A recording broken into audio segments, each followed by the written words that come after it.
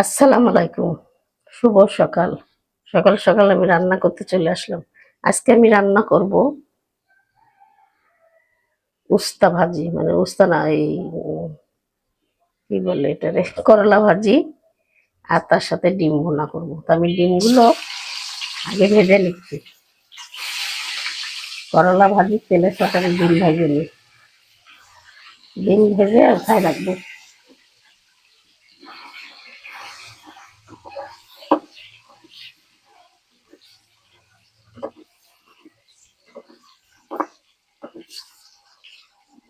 ডিম ভুনা করব আর করলা ভাজি করব।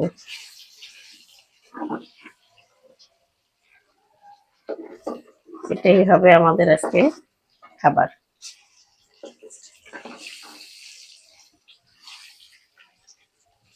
আমি এখন ডিম ভাজা উঠাই রাখলাম।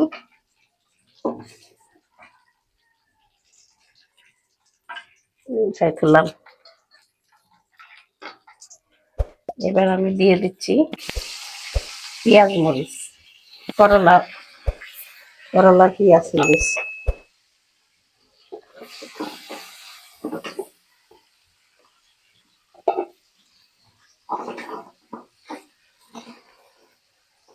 ভাই বোনেরা, আপনারা সবাই ভালো আছেন নিশ্চয়ই।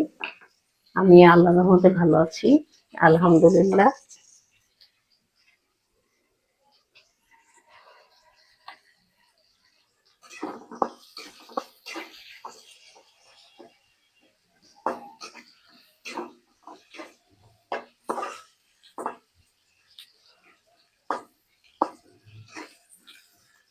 আজকে আমি করলাটা চড়াবো।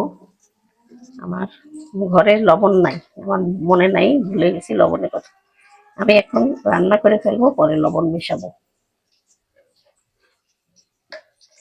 দিয়ে দিলাম একটু হলুদের গুঁড়া আর অল্প একটু মরিচের গুঁড়া দিয়ে দিই।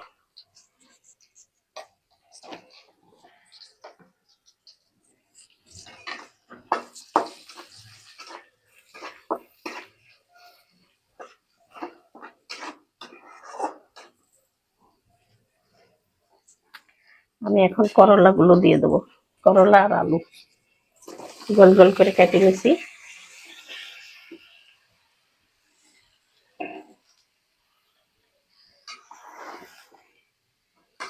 কোনো পানি টানি দিব না। আমি আমি এইভাবেই নেড়ে নেড়ে নাড়াচাড়া করে করে গলাবো।